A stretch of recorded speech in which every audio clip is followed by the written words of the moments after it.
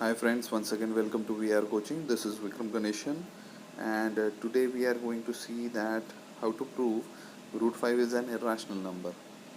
Actually ये बहुत सारे बच्चों की क्वेरी थी और उनको इस क्वेश्चन में सबसे ज़्यादा डाउट था। तो चलिए बहुत सिंपल मेथड से करते हैं। हम लोग डायरेक्टली टेक्स्ट बुक मेथड जो है उसको पूरा का पूरा सेम लिखने वाले, बट थोड़ा सा मेरे तरीके से भी करते हैं इसको, ताकि आपको ये समझ में आ जाए कि इसको इजीली कैसे प्रूव किया जाता है। और ये क्वेश्चन जो है ये हमेशा बोर्ड एग्ज़ाम्स में हमेशा आया है। Root 5 irrational, root 3 irrational, 2√3 irrational, ऐसे क्वेश्चन जो है ये पक्का एक क्वेश्चन तो ये होता ही होता है बोर्ड एग्ज़ाम्स में। ठीक है, तो ये एक बहुत ही इंपॉर्टेंट क्वेश्चन है और इसीलिए हम इसको वापस एक बार कर रहे हैं। इवन तो मैंने इससे पहले वाले जो वीडियोस थे रियल नंबर्स के ऊपर जो वीडियो बनाया था हमने, उसमें भी मैंने एक्सप्लेन किया था, बट बच्चों को शायद उतना अच्छी तरीके से समझ नहीं आया और उन्होंने ये डाउट पूछा मुझसे, तो इसलिए मैंने सोचा कि आज हम ये वीडियो बनाते। तो चलिए देखते हैं कि रूट 5 इरेशनल प्रूफ कैसे करना है हमें। तो रूट 5 इरेशनल प्रूफ करने से पहले है ना, हम लोग देखते हैं कि एक रैशनल नंबर क्या होता है। तो रैशनल नंबर जो है ना वो होता है P/Q के फॉर्म में, और ये आप 8th स्टैंडर्ड से करते आ रहे हो, राइट। मतलब कि कोई भी नंबर, फॉर एग्जांपल जैसे कि यहाँ पे दिया हुआ है 5/9, ये एक रैशनल नंबर है। 5/4 जिसका डेसिमल एक्सपांशन जो है वो ख़त्म हो जाता है। ख़त्म हो जाता है मतलब क्या है, मतलब वो एक टर्मिनेटिंग नंबर है। साथ ही साथ रैशनल नंबर की और एक डेफिनेशन है, वो है अगर वो नॉन टर्मिनेटिंग नंबर है तो वो रिपीटिंग पक्का होगा। रिपीटिंग मतलब रेकरिंग, ओके। तो ये एक चीज़ भी है रैशनल नंबर के अंदर। अब आ जाते हैं हम लोग इर्रेशनल नंबर पे, क्योंकि हमारा अल्टीमेट एम ये है कि हमें रूट 5 को इर्रेशनल प्रूफ करना है। तो रूट 5 में इर्रेशनल होना मतलब क्या, तो जितने भी रूट के नंबर्स होते हैं वो इर्रेशनल होते हैं। ये सिर्फ डेफिनेशन के लिए अभी हम लोग ध्यान में रख रहे हैं। इर्रेशनल नंबर मतलब, इर्रेशनल नंबर का मतलब क्या होता है, नॉन टर्मिनेटिंग, साथ ही साथ वो नॉन रिपीटिंग होते हैं, मतलब कि वो रिपीट नहीं होने वाले हैं नंबर्स। इसके कुछ एग्जांपल्स मैंने यहाँ पर आपको लिख के दिए हुए। यहाँ पर जितने भी नंबर्स आप देखोगे उसमें कोई भी नंबर जो है वो पैटर्न से रिपीट नहीं हुआ है। इवन जो पाई है वो भी एक इरेशनल नंबर है, क्योंकि वो भी कभी भी कोई भी नंबर को रिपीट नहीं कर रहा है इन अ पैटर्न, राइट। सो हम लोगों ने रैशनल और इरेशनल नंबर का डेफिनेशन देख लिया। इससे आपको ये क्लियर हो गया कि रैशनल नंबर्स क्या होते हैं। ठीक है, पहले शुरुआत में हमने बोला था रैशनल नंबर जो है वो P/Q के फॉर्म में होते हैं। तो उसी को कंटिन्यू करते हुए हम लोग अज्यूम करते हैं कि समझ लीजिए जब आप 10th स्टैंडर्ड में आए तो आपको इरेशनल नंबर के बारे में कुछ मालूम नहीं था, और जब हम लोगों ने फर्स्ट लेसन पढ़ा और जो टेक्स्ट बुक में अंदर जो नोट्स थे वहाँ पर हम लोगों ने देखा कहीं पे लिखा हुआ था इटैलिक राइटिंग में कि रूट 5 जो है, मतलब सॉरी, रूट नंबर्स जो है वो इरेशनल कैसे होते हैं या इरेशनल नंबर्स की डेफिनेशन क्या होती है, जिसमें नॉन टर्मिनेटिंग नॉन रिपीटिंग हमें पता चला। ये आपने टेक्स्ट बुक में देखने के बाद पता चला है। लेकिन अगर जब हम ये क्वेश्चन सॉल्व कर रहे हैं तो उस टाइम पे हम लोगों को अज्यूम करना है कि भाई रूट 5 जो है वो एक रैशनल नंबर है, ओके। क्योंकि हमें रैशनल नंबर तक ही मालूम था तो हम रैशनल नंबर अज्यूम करके चलेंगे इसको। तो रैशनल नंबर कौन से फॉर्म में होता है, वो होता है A और A/B के फॉर्म में, right. And A and B are coprime. ठीक है, तो ये लाइन तो पक्का फिक्स है कि इतना हमें लिखना ही है, A and B are coprime where B is not equal to 0। अब बात करते हैं को प्राइम नंबर्स होते क्या है। ठीक है, तो को प्राइम वाला जो टॉपिक था हम लोगों ने वो डिस्कस नहीं किया है। तो को प्राइम नंबर्स वो होते हैं जिनका कॉमन फैक्टर जो है वो होता है 1, राइट। और यहाँ पर मैंने वो नंबर्स भी लिखे, देखिए, जैसे कि 3 और 5। इवन दो ये प्राइम नंबर भी है और एक को प्राइम नंबर भी है, क्योंकि 3 ना 5 से डिवाइड होता है, 5 ना 3 से डिवाइड होता है, तो इसलिए ये दोनों एक दूसरे के को प्राइम नंबर्स है। लेकिन मैंने यहाँ पे 4 और 9 भी लिखे हैं। 4 एक परफेक्ट स्क्वायर है, 9 भी एक परफेक्ट स्क्वायर है।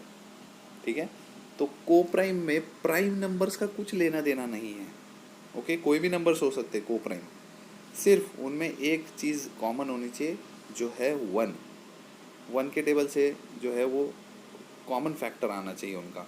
मतलब देखिए, अगर 4 को आप 9 से डिवाइड करोगे तो वो डिवाइड नहीं होगा। सिमिलरली 9 को 4 से अगर मैं डिवाइड करता हूँ तो वो हो सकता है, लेकिन दोनों में नहीं है वो सेम चीज़। ओके, तो इसलिए 4 और 9 जो है वो एक को प्राइम नंबर है। तो को प्राइम वाला कंसेप्ट आपको पता चल गया। तो हम लोगों ने जैसे कि लिखा था यहाँ पे को प्राइम मतलब कि इन दोनों के बीच में, ए और बी के बीच में क्या होना चाहिए, सिर्फ 1 जो है वो एक कॉमन फैक्टर होना चाहिए। अब आ जाते हैं आगे। अब आगे की स्टेप क्या करनी है कि भाई जो ये दोनों नंबर्स लिखे हैं इनको कर दो दोनों तरफ की तरफ स्क्वायरिंग। तो स्क्वायरिंग कर दिया है, देखिए मैंने यहाँ पे स्क्वायर करके रखा हुआ है। √5 का स्क्वायर हमने 5 लिख दिया है, ए का स्क्वायर ए स्क्वायर, बी का स्क्वायर बी स्क्वायर। जब बी स्क्वायर चला जाएगा दूसरी तरफ मतलब कि लेफ़्ट साइड में, तो जो है डिवीज़न का हो जाएगा यहाँ पे मल्टीप्लाई। ओके, और 5 को हम लोग भेज देंगे इधर, मतलब बी जो है वो रहेगा अकेला लेफ़्ट साइड में, ए स्क्वायर के नीचे आ जाएगा 5। अब देखिए ये कंसेप्ट बहुत इंपॉर्टेंट है, यहीं पे बहुत सबसे बड़ा कन्फ्यूजन होता है कि बच्चे बोलते हैं कि 5 डिवाइड्स ए स्क्वायर, तो ए क्यों सर? ठीक है, तो मैं अब पहले यहाँ से स्टार्ट करते हैं हम लोग। जैसे कि 5 यहाँ पे था, मतलब कि इसका मतलब क्या है कि ए स्क्वायर डिवाइडेड बाई 5, मतलब ए स्क्वायर को जो है 5 डिवाइड कर रहा है, इसलिए मैंने यहाँ पे लिख रखा है 5 डिवाइड्स ए स्क्वायर।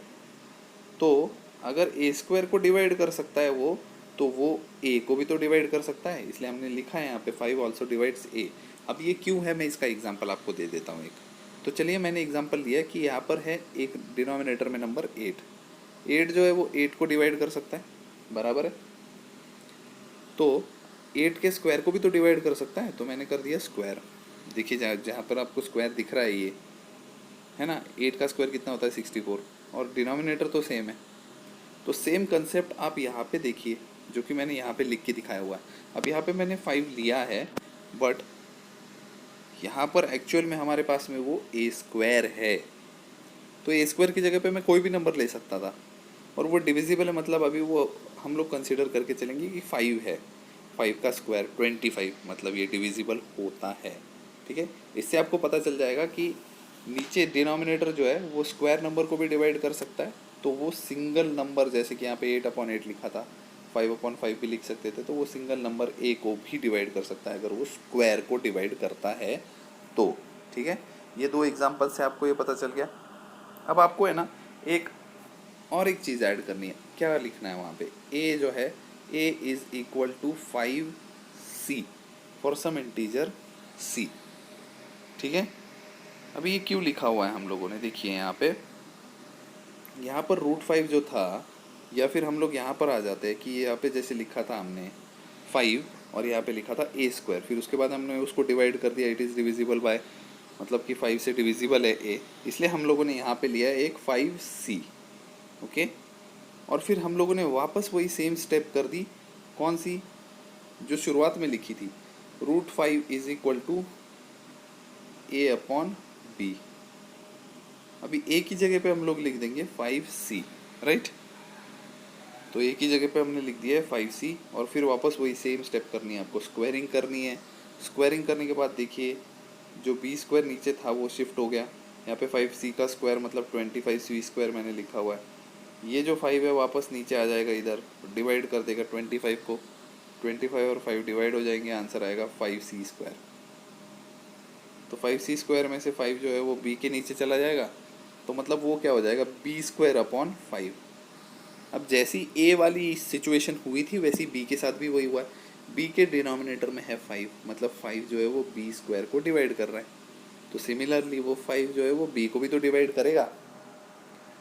अब इससे क्या कंक्लूजन पे आ रहे हैं हम लोग, देखिए वहाँ पर ऊपर जैसे बोला था हमने कि 5 जो है यहाँ पे 5 जो है इट डिवाइड्स a, और नीचे क्या बोल रहे हैं 5 जो है वो b को भी तो डिवाइड कर रहा है, तो वो a को भी डिवाइड कर रहा है और वो b को भी डिवाइड कर रहा है, मतलब उनका दोनों का कॉमन फैक्टर क्या है भाई, दोनों का कॉमन फैक्टर जो है वो है 5। लेकिन हमने शुरुआत में क्या लिखा था, हमने शुरुआत में लिखा था कि भाई a और b तो को प्राइम नंबर्स है, मतलब उनके बीच का कॉमन फैक्टर क्या होना चाहिए, सिर्फ 1 होना चाहिए। लेकिन अभी क्या दिख रहा है आपको, उनके बीच का कॉमन फैक्टर है 5, तो इसकी वजह से वो को प्राइम नंबर्स नहीं है। तो अगर वो को प्राइम नंबर्स नहीं है तो हमारा जो अजम्पशन था √5 का कि वो एक रैशनल नंबर है, वो अजम्पशन भी हमारा गलत हो जाता है, और हम लिखते हैं वहाँ पे √5 जो है एक इरैशनल नंबर है। ठीक है, आई होप ये जो क्वेश्चन था ये सेपरेटली मैं आपको वीडियो बना के डाल रहा हूँ इसका, ये पूरा का पूरा आपको समझ गया होगा। ठीक है, और तभी भी अगर कोई डाउट्स है तो चलिए हम लोग और कोई मेथड ढूंढने की कोशिश करेंगे और आपका डाउट ज़रूर क्लियर करेंगे। ठीक है, बट ऐसा मुझे लगता है कि इसमें पॉसिबिलिटीज़ बहुत कम है कि आपका डाउट पूरी तरीके से क्लियर हो ही गया होगा। Okay, thank you.